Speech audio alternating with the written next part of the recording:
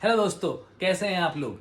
आप देख रहे होंगे कि मेरा 2-3 दिन बाद वीडियो आया है और काफ़ी डिले हो जाता है क्योंकि कंटेंट जो है वो कंटेंट क्या हुआ, ये मेरे लिए जो यूज़ केसेस हैं, जो मैं लोगों से बात कर रहा हूँ और उनकी वीज़ा स्टोरी जो प्रॉब्लम है उनको समझ रहा हूँ, उसके बाद मैं जो उनको रिस्पॉन्स दे रहा हूँ based on my own experience.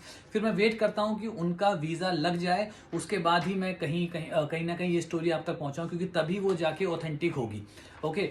और आपको पता ही है कि अब ये मैं नहीं करने वाला हूँ कि जैसे यूट्यूब में आप दूसरे वीडियोस अगर आप देखते हैं वो शुरू तो करते हैं यूके वीज़ा और ये सब जर्नी के साथ, बट आपको पता ही है फिर वो फाइनली कहीं ना कहीं यूके में खो जाते हैं। फिर वो बोलते हैं यहाँ यहाँ ऐसा है, यहाँ बर्फ़ पड़ी है, लंदन की पैरी सर्दी, यूके का कुछ, ये खीरा, ये सुपरमार्केट, जो मैं कभी नहीं करने वाला हूँ। मेरा आप लोगों से प्रॉमिस है कि मैं इस चैनल को जो ये एंटायर यूके की जो जर्नी है, इसमें जो कन्फ्यूजन्स हैं, जो फियर हैं, जो डाउट्स हैं, मैं उनको ही क्लियर करूंगा हमेशा और मैक्सिमम यूज केसेस में आपके सामने लाऊंगा, ताकि आप क्लेरिफाई कर पाओ कि एग्जैक्ट में जो सिनेरियो है वो क्या क्या कुछ हो सकते हैं। तो ये मेरा प्रॉमिस पक्का है, क्योंकि मुझे जितनी मुझे खुशी आप लोगों की इन क्वेरीज को सॉल्व करने में हो रही है, उससे ज़्यादा तो मुझे कुछ भी नहीं लगता। तो इसलिए कोई प्रॉब्लम नहीं है, व्यूज़ कम आएंगे, कोई प्रॉब्लम नहीं है, बट ये हेल्प जरूर होनी चाहिए।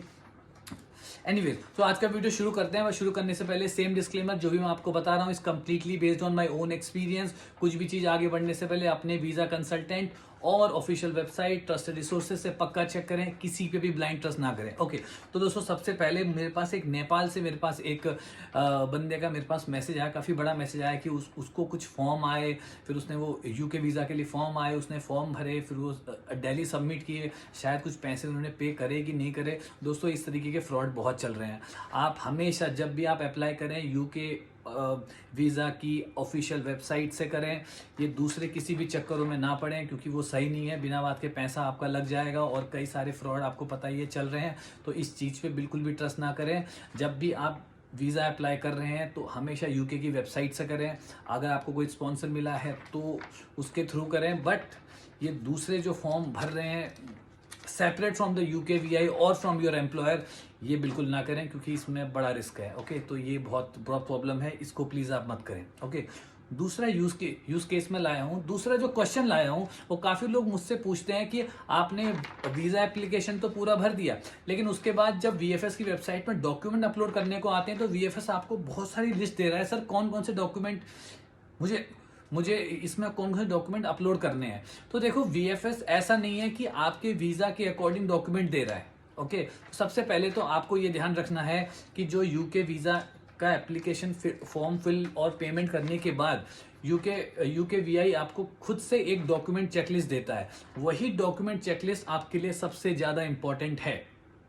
ओके। तो जो भी आपकी डॉक्यूमेंट चेकलिस्ट, जैसे स्किल्ड वर्कर वीजा में 2 चीजें या 3 चीजें मांगते हैं, आपका पासपोर्ट मांगेंगे, आपका सीओएस नंबर भी मांगते हैं, और उसके बाद आई थिंक आपका टीबी सर्टिफिकेट, 2-3 सर्टिफिकेट मांगते हैं। ओके। तो इसीलिए दोस्तों, जो वीएफएस में जो डॉक्यूमेंट लिस्ट दी है वो एक जेनरिक लिस्ट है जो हर किसी के लिए एप्लीकेबल होती है। उसको देख के कंफ्यूज ना हो। जो भी यूके वीजा से आपको डॉक्यूमेंट चेकलिस्ट मिलती है, उसी के बेस पे आपने डॉक्यूमेंट उस जगह पे जहाँ पे भी वीएफएस ने आपको बताया है वहाँ पे आप डॉक्यूमेंट अपलोड करें, सेव करें, और वही आपके लिए इनफ है। ओके। तो ये दोनों जगह हो सकता है, या आप डॉक्यूमेंट यहाँ भी अपलोड कर सकते हैं, चाहे आप डॉक्यूमेंट वहाँ भी अपलोड कर सकते हैं, बट वहाँ पे स्कैनिंग के कुछ अलग चार्जेस हैं। वो मतलब वीएफएस तो मतलब समझो पैसा ही पैसा मांगेगा वो आपसे हर काम के। ओके। आपने कुछ पूछा, बोलेंगे 1 रुपये लेंगे, बट तभी आंसर देंगे। मजाक कर रहा हूँ, बट मतलब हर चीज़ में वो पैसा मांग रहे हैं। ठीक है। तो इसलिए आप बेस्ट है कि आप डॉक्यूमेंट यहाँ अपलोड कर लें, ताकि वहाँ पे इतना काम आपको ना करना पड़े। तो आपको बस वहाँ पासपोर्ट सबमिट करना पड़े। ओके। और ये भी पक्का ध्यान रखें कि वीएफएस वाले आपको कभी भी डॉक्यूमेंट सजेशन नहीं देंगे। आप गलत कर रहे हो, सही कर रहे हो, वो कभी भी नहीं बोलेंगे इस चीज़ को कि क्या डॉक्यूमेंट लगेंगे, क्योंकि ये उनका काम है ही नहीं। और ना वो आपकी हेल्प करेंगे डॉक्यूमेंट बताने में कि कौन सा लगना चाहिए या क्या ये डॉक्यूमेंट सही है, ये भी आपकी हेल्प नहीं करेंगे। तो पक्का ध्यान रहे। तो इसलिए मैक्सिमम हो सकता है तो डॉक्यूमेंट अपना वेबसाइट पे अपलोड करें। एक जेनरिक लिस्ट है, जहां जहां आपको डॉक्यूमेंट सेट करने हैं वहां वहां आप डॉक्यूमेंट अपने डाल सकते हो। ओके। तो उससे कंफ्यूज ना हो रहे हैं। जो भी आपकी यूके वीजा की वेबसाइट में जो आपको डॉक्यूमेंट चेकलिस्ट मिली है आफ्टर पेमेंट, वही डॉक्यूमेंट आप अपलोड करें, इतना इनफ है। और कई जगह मैंने ये भी पढ़ा हुआ देखा है कि आप जितने ज़्यादा अननेसेसरी डॉक्यूमेंट आप अपलोड करेंगे, उतना ही आपका काम आगे बढ़ेगा, क्योंकि उतने ही डॉक्यूमेंट उनको चेक करने पड़ेंगे। तो मिनिमम से minimum but full proof document आप सबमिट करें, मुझे लगता है उतना ही काम से हो जाएगा। ओके। दूसरा चीज मैं एक अभी मेरे से बात हुई बंदे की, वो है श्रीलंका से। अब मुझे ये जान के बड़ी खुशी होती है कि श्रीलंका से भी बंदे हैं, वो भी हमसे बात कर रहे हैं। पाकिस्तान से बंदे हैं, बांग्लादेश से बंदे हैं, वो भी हमसे बात कर रहे हैं। तो जो श्रीलंका से बंदा है ये, इन्होंने मुझे फ़ोन किया कि सर मेरा अभी तक आया नहीं है वीज़ा, ओके, और उन्होंने टूरिस्ट वीज़ा लगाया था, ओके। तो उनको फिर अभी रिसेंटली उनको एक मेल आया, और वही मैं आपको बता रहा हूँ कि जो वीएफएस से जो स्ट्रेट फॉरवर्ड ईमेल होता है, दूसरा वाला जो मैंने बताया था, जब आपको वीएफएस मतलब ईमेल करता है कि आपका जो प्रोसेस्ड एप्लीकेशन है वो हमारे पास आ गई है, आप कलेक्ट कर सकते हो। तो उन्होंने मुझे केस बताया। तो उनका क्या है, उनका 5 साल का टूरिस्ट वीज़ा लगा है, ओके।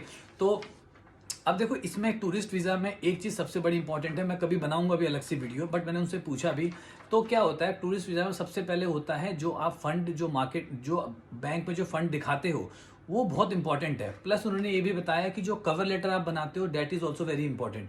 तो कई बार जैसे आप फर्स्ट टाइम ट्रैवल हैं, या ट्रैवलर हैं, या फर्स्ट टाइम आप कहीं जा रहे हैं, आपके पासपोर्ट में कहीं भी कुछ भी कोई भी वीज़ा लगा नहीं है, कोई ट्रैवल हिस्ट्री नहीं है, तो मोस्ट प्रोबेबली वो आपके एम्प्लॉयर को भी कॉल कर सकते हैं, और आपके बैंक को भी कॉल कर सकते हैं। तो हमेशा अपने बैंक मैनेजर से कहीं ना कहीं एक कनेक्शन बनाएं कि सर शायद हमारी एक ये जो क्वेरी है ये आ सकती है, तो आप देख लें। बट इनके केस में क्या हुआ, इनको डाउट इसलिए हुआ क्योंकि ना बैंक के पास कुछ आया कॉल, और ना ही कोई वो आया, ना ही कोई एम्प्लॉयर के पास कॉल आया। बट जब इन्होंने मुझे बताया कि इनकी बहुत ज़्यादा ट्रैवल हिस्ट्री है, मतलब ये काफ़ी ज़्यादा around the world as a HR manager इन्होंने ट्रैवल किया है, तो इसलिए देखो, हमेशा ये समझो कि यूके जो है वो कोई आपका वीज़ा रिजेक्ट करने के पर्पज से बैठा नहीं। वो चाहते हैं कि मैक्सिमम लोग हमारी कंट्री में आएँ और काम करें, ट्रैवल करें, जो भी करें, ओके। तो इससे टूरिज्म बढ़ता है, तो इसलिए वो कोई रिजेक्ट करने बैठे नहीं है। इसलिए उन्होंने जब ये देखते हैं कि हाँ भाई इस बंदे की ट्रैवल हिस्ट्री बहुत ज़्यादा है, मतलब एक ट्रस्ट है, हाँ भाई बंदा जहाँ जा रहा है वहाँ से वापस भी आ रहा है, और ऐसा, तो इसलिए वो ज़्यादा फिर बैकग्राउंड वेरिफिकेशन ज़्यादा नहीं करते हैं। तो इनके केस में एक ट्रैवल हिस्ट्री बहुत बड़ा मैटर था, प्लस जो इन्होंने कवर लेटर जो लिखा था, तो इन्होंने मुझे ये भी बताया कि जो कवर लेटर है वो बहुत इंपॉर्टेंट है, आप उसे बड़ा स्ट्रांगली बना के लिखें, जो भी फंड आपके पास है उसको भी अच्छे से एक्सप्लेन करें। और देखो फाइनली उनके पास वही ईमेल आया कि जो आपका वीएफएस से कि जो आपका प्रोसेस एप्लीकेशन है वो हम पे आ चुका है, आप आके कलेक्ट कर सकते हैं। तो मैंने यही इंटरप्रेट किया कि सर आपका वीज़ा लग ही गया होगा, और आज उनका मॉर्निंग में कॉल आ गया था, and he is very happy, और उनका वीज़ा लग चुका है, टूरिस्ट वीज़ा 5 साल के लिए।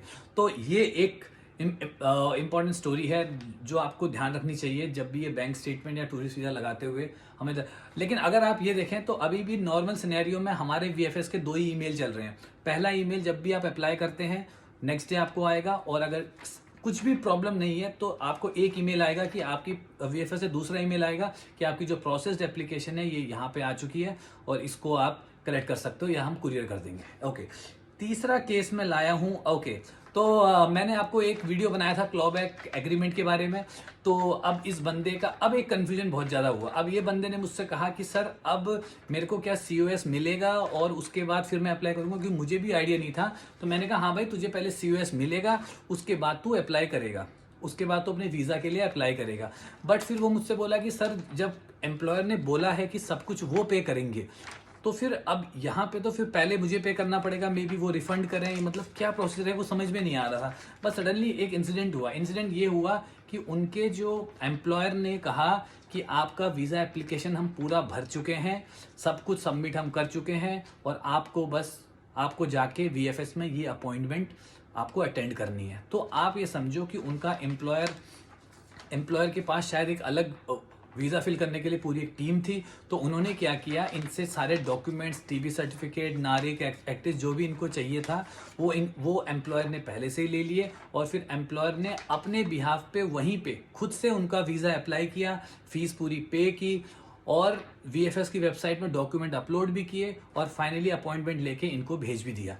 तो आप समझिए एम्प्लॉयर इस लेवल तक भी जा सकते हैं आपको हायर करने के लिए, जिसमें आपको वीज़ा फीस कुछ भी आपने पे नहीं करी, सारा कुछ एप्लीकेशन तक उन्होंने खुद भर दिया। आपको उसे बस बायोमेट्रिक के लिए जाना पड़ेगा, क्योंकि वो तो ऑब्वियस है फिंगरप्रिंट थोड़ा लगा देगा एम्प्लॉयर, या तो आप फिंगर कार्ड के भी भेज दो तो क्या पता लगा दे। एनीवेज, तो ये भी एक यूज केस है कि कभी कभी ये भी एम्प्लॉयर कर सकते हैं आपके लिए, ठीक है। तो सारा वीज़ा एप्लीकेशन खुद भी भर सकते हैं, ओके। एक मेरे पास फ्राइडे को, या एक मेरे पास फ्राइडे को बड़ा एक इंटरेस्टिंग कॉल आया, नाम तो नहीं लूंगा मैं उनका।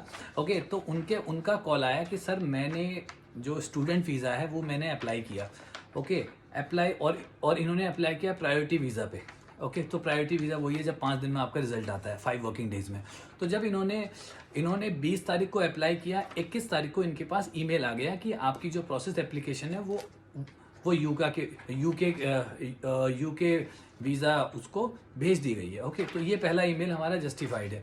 दूसरा ईमेल इनको आ गया 22 या 23 तारीख को, एक ईमेल आ गया, बट वीएफएस से नहीं, इस बार उनको आया है यूके होम ऑफिस से, और उनके होम ऑफिस का टाइटल था एडिशनल डॉक्यूमेंट रिक्वायर्ड। तो यहाँ पे एक सिनेरियो और बनता है कि अगर यूके वीज़ा को लगता है कि ये डॉक्यूमेंट इनफ नहीं है, हमें और डॉक्यूमेंट चाहिए, तो इनको दूसरा मेल आया यूके होम ऑफिस से कि ये फंड्स के डॉक्यूमेंट हमें प्रॉपर नहीं लग रहे हैं, आप हमें प्रॉपर इसका एक्सप्लेनेशन प्लस डॉक्यूमेंट भेजें।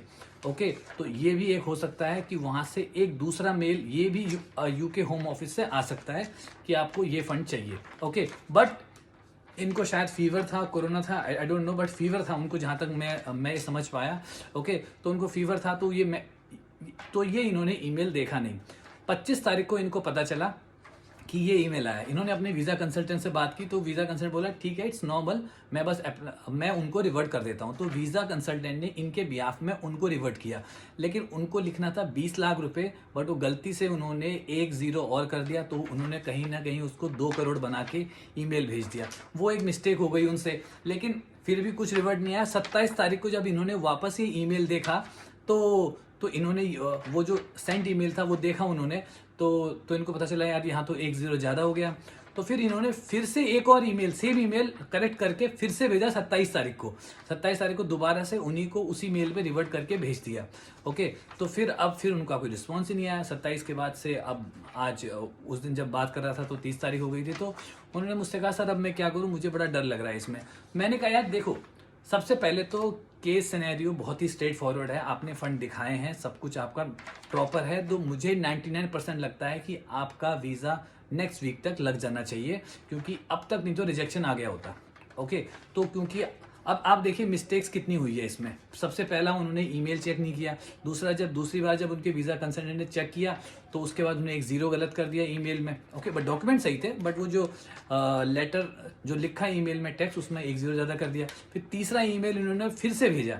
ओके, और आज शायद उनका मेरे पास ईमेल एक मैसेज मेरे पास आया था, उनका इंस्टाग्राम पे देखा मैंने, तो वो मुझसे ये कह रहे थे सर मेरे पास वो वीएफएस से वो वाला ईमेल आ गया है मंडे को आज कि आपकी जो प्रोसेस्ड एप्लीकेशन है ये यूके वीज़ा ये जो वीज़ा सेंटर है यहाँ पे पहुँच गई है। तो आप समझ रहे हैं, तो ये दूसरा मेल उनके पास वीएफएस से फाइनली पहुँच गया, और मुझे लगता है जहाँ तक उनका वीज़ा अप्रूव हो भी गया होगा। तो आप इससे कंक्लूजन से आप ये समझिए कि वो यूके वीज़ा जो यूके होम ऑफिस है वो कोई वीज़ा रिजेक्ट करने की मशीन नहीं है, ना कोई वीज़ा मतलब रिजेक्ट करना वो चाहते हैं, बस आपके डॉक्यूमेंट सही होनी चाहिए। तो इवन छोटी मोटी जो मिस्टेक्स हैं इनको भी देख के वो कहीं ना कहीं रिजॉल्वमेंट उसका हो सकता है, तो इसलिए ज़्यादा प्रॉब्लम नहीं है। ओके, एक सिनेरियो और लाया मैं जॉब के लिए। ओके, एक बंदे से मेरी इंस्टा पे बात हुई, उस बंदे ने मुझे ये बोला कि सर मैंने यूके की ऑफिशियल वेबसाइट से मैंने जॉब अप्लाई किया। हाँ, वहाँ से कर सकते हैं। ओके, तो ये भी है, वहाँ से कर सकते हैं। और जॉब अप्लाई किया, उनको जॉब के लिए इंटरव्यू लेटर भी आया। ओके, बट उन्होंने मुझे लेटर भेजा वो। ओके, तो मैंने वो लेटर मैंने देखा, तो उस लेटर में ये लिखा था कि आप इंटरव्यू के लिए शॉर्टलिस्ट हुए हैं और आप एडिनब्रा के इस होटल में इंटरव्यू देने के लिए आए।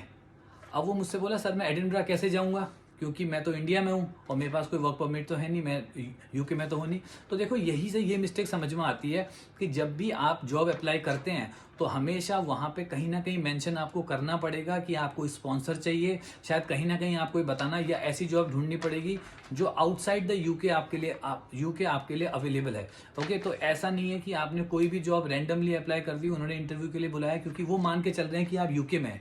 तो कहीं ना कहीं आपको ऐसी जॉब ढूंढनी पड़ेगी जहाँ पे आपको मेंशन करना पड़ेगा कि मुझे स्पॉन्सर चाहिए and I am outside the outside the UK. Okay, तो ये सारी मिस्टेक्स हैं। ओके दोस्तों, तो ये मैं कुछ यूज केस आपके लिए लाया था जो मुझे समझ में आए, आप तक पहुंचनी चाहिए, ताकि हम वीज़ा की जो प्रोसेस है इसको प्रॉपरली हम समझ पाएँ। ओके, आगे मैं कुछ और इंटरव्यूज़ लाने वाला हूँ जो मुझे मेरे काफ़ी अच्छे लोगों से बातचीत चल रही है और मुझे काफ़ी अच्छा लग रहा है। तो जब भी है, जैसे अभी कुछ लोग मुझे लिखते हैं कि सर मैं वीज़ा एप्लीकेशन फॉर्म भर रहा हूँ या भर रही हूँ, मुझे हेल्प कर दो, तो मैं इंस्टेंटली उन तक जाता हूँ, उन तक बात करता हूँ और यही हमारा पर्पज़ है दोस्तों।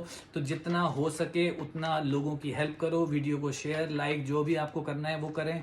ओके, और अब आपको मैंने बताई है वो चैनल, वो अपने वेबसाइट आने वाली है बहुत जल्दी, ड्रीम डिज़ाइन। और आपको, और आशा करना आपको नाम भी काफ़ी पसंद आया होगा, योर ड्रीम फॉरेन बडी। तो I am your buddy. Okay, तो कमेंट बॉक्स में बताएं मुझे कैसा आपको लगता है। और बाकी दोस्तों मिलते हैं फिर से नेक्स्ट वीडियो में। कोरोना टाइम है, जितना हो सके घर के अंदर रहें और थैंक यू।